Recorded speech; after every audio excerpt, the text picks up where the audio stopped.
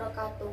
Hai guys, aku Etiko Maria, mahasiswi Poltekkes Kemenkes Surakarta, Prodi D3 Fisioterapi. Di video kali ini, aku mau membahas tentang anatomi dan fungsi sistem pencernaan. Untuk penjelasan lebih lanjutnya, yuk kita simak videonya.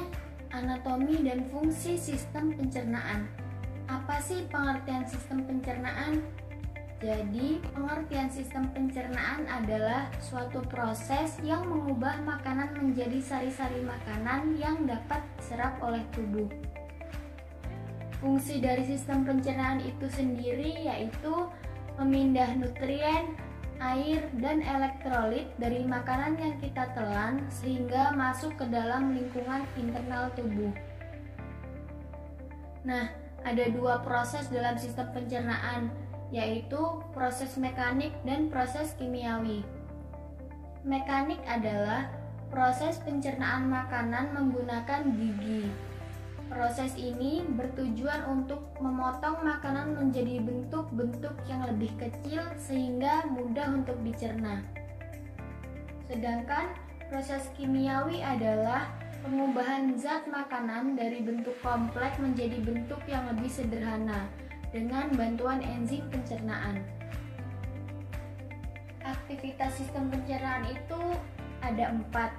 Yang pertama, ingesti atau memasukkan makanan ke dalam tubuh dan mengalirkan seluruh makanan ke dalam saluran pencernaan. Yang kedua, digesti atau memecah makanan menjadi bagian yang lebih kecil. Yang ketiga, absorpsi atau menyerap makanan dari saluran pencernaan yang dipindahkan ke sistem kardiovaskuler dan limfe untuk diedarkan ke seluruh tubuh. Yang terakhir atau yang keempat yaitu defekasi atau pengeluaran sisa makanan yang tidak tercerna keluar tubuh. Anatomi sistem pencernaan. Apa saja sih organ sistem pencernaan itu?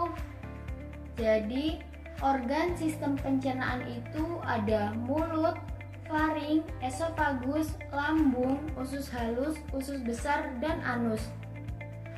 Nah, untuk organ tambahannya itu ada hati, pankreas, dan empedu. Fungsi dari organ-organ pencernaan itu yang pertama, mulut. Mulut berfungsi untuk mengunyah atau pemecah partikel besar menjadi kecil. Pada mulut terdapat kelenjar saliva yang berfungsi memudahkan proses menelan, membasahi mulut, membantu proses bicara, antibakteri, dan mempertahankan pH mulut. Yang kedua, faring. Berfungsi membawa makanan masuk ke dalam esofagus. Yang ketiga ada esofagus, berfungsi mengantarkan makanan ke lambung. Keempat ada lambung yang berfungsi menyimpan makanan, memecah dan mengaduk makanan dengan mekanisme peristaltik, mencampur dan menghancurkan makanan menjadi bentuk yang lebih mudah untuk diserap. Kelima ada usus halus yang berfungsi mencerna dan mengabsorpsi cairan dari lambung. Terdapat 3 bagian utama dari usus halus, yaitu duodenum atau usus 12 jari, jejunum, dan ileum. Duodenum berperan dalam proses pencernaan makanan secara kimiawi dengan bantuan getah empedu dan getah pankreas. Selanjutnya, jejunum berperan untuk membantu proses pencernaan makanan secara kimiawi melalui enzim yang dihasilkan dinding usus. Dan bagian akhir usus halus yaitu ileum, yang mana bertugas dalam menyelesaikan proses penyerapan nutrisi dan menyerap asam empedu untuk dapat didaur ulang lagi. Keenam ada usus besar yang berfungsi membantu dalam menjaga keseimbangan cairan darah.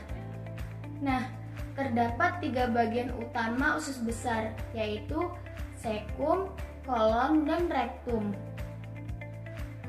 Sekum berbentuk seperti kantong yang berfungsi menyerap nutrisi yang tidak dapat diserap oleh usus halus.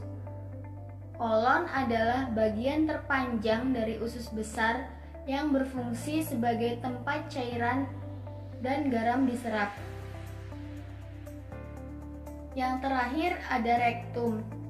Rektum adalah bagian akhir dari usus besar yang terhubung langsung ke anus, sehingga bagian ini berfungsi untuk tempat penyimpanan feses sebelum dikeluarkan oleh anus. Organ yang terakhir pada sistem pencernaan itu ada anus, yang berfungsi untuk membuang kotoran sisa pencernaan dalam bentuk feses. Oke guys, segitu aja penjelasan anatomi dan fungsi sistem pencernaan. Terima kasih sudah menonton video ini. Wassalamualaikum warahmatullahi wabarakatuh.